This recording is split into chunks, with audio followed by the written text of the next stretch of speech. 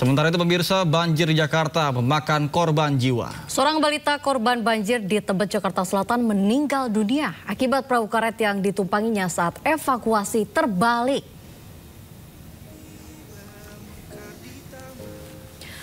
Duka menyelimuti keluarga Ataris Al-Saki. Balita 3 tahun ini hanyut akibat perahu karet yang terbalik saat ia dievakuasi dari rumahnya yang terendam banjir di Kebon Baru, Tebet, Jakarta Selatan. Gubernur Jakarta Pramono Anung melayat ke rumah duka saat kejadian. 2 anggota tim SAR yang ikut evakuasi juga sempat hanyut, namun bisa menyelamatkan diri. Sementara korban hilang dan ditemukan tewas tak jauh dari lokasi hanyut.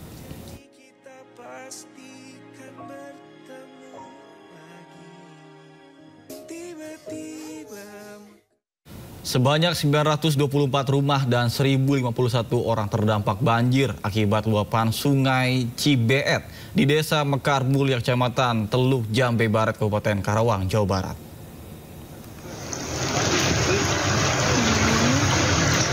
Banjir dengan ketinggian air 1 meter lebih merupakan kiriman air dari Bogor melalui sungai Cibeet tersebut, mengakibatkan warga dievakuasi dengan menggunakan perahu karet oleh tim SAR dari BPBD Karawang. Tim SAR BPBD Kabupaten Karawang, Jawa Barat terus berjibaku mengevakuasi warga setempat yang lebih aman dan pengungsian. Data sementara banjir di Desa Mekarjaya, Kecamatan Teluk Jambe Barat ini merendam 9 RT. Sebanyak 924 rumah dan 1.051 warga terdampak banjir sungai luapan Cibeet.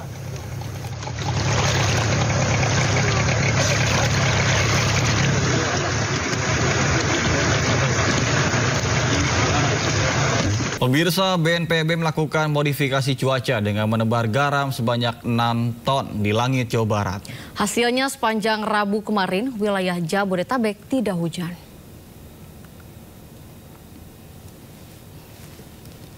BNPB bersama dengan kementerian dan lembaga terkait menerbangkan pesawat Cessna Caravan dengan membawa 4 ton natrium klorida atau NaCl serta 2 ton kalsium oksida CaO.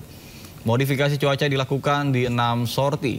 Sorti 1 dilakukan di wilayah perairan utara Jawa Barat, sorti 2 di wilayah utara Bekasi, sorti 3 di wilayah Bekasi, sorti 4 di wilayah Bekasi dan juga Karawang. Sementara sorti 5 di wilayah pesisir Karawang sampai Pamanukan dan sorti 6 di wilayah Jatiluhur serta area Bandung.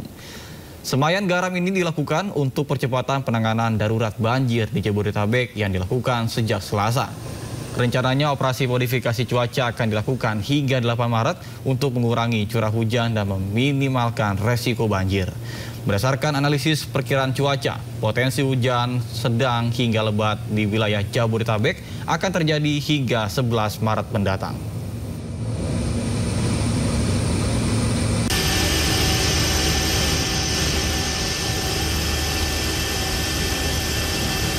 Pemerintah pusat dan daerah terus bekerja keras menangani dampak banjir yang melanda kawasan Jabodetabek di awal Maret 2025 ini. Ya, sejumlah langkah strategis telah disusun untuk memastikan keselamatan warga serta percepatan pemulihan pasca bencana.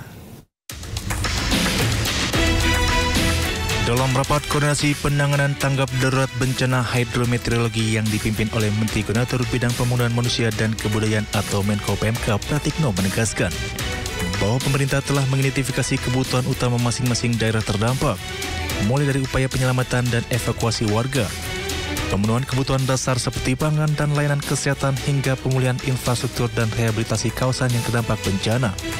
Dalam upaya penanganan darurat di lapangan, Badan Nasional Penanggulangan Bencana atau BNPB akan mengkoordinasi seluruh pihak terkait, termasuk TNI Polri, relawan organisasi kemanusiaan, lembaga usaha, dan sumber daya lainnya. Sementara itu, Kemenko PMK akan mendukung koordinasi mobilisasi sumber daya lintas kementerian dan lembaga agar bantuan dapat segera tersalurkan. Yang paling utama adalah penyelamatan masyarakat yang terdampak.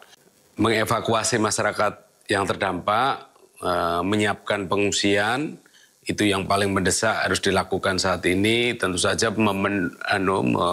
memenuhi kebutuhan dasar masyarakat yang terdampak, terutama makanan dan kebutuhan dasar lainnya, apalagi saat ini sedang bulan Ramadan, kita harus memberikan perhatian yang jauh lebih ekstra lagi.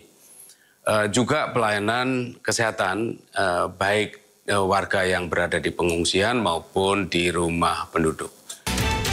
Sebagai langkah mitigasi, pemerintah akan melanjutkan operasi modifikasi cuaca untuk mengurangi curah hujan di wilayah terdampak. Selain itu, pemerintah juga mengimbau masyarakat yang tinggal di bantaran sungai, daerah rawan banjir dan wilayah rentan longsor agar meningkatkan kesiapsiagaan.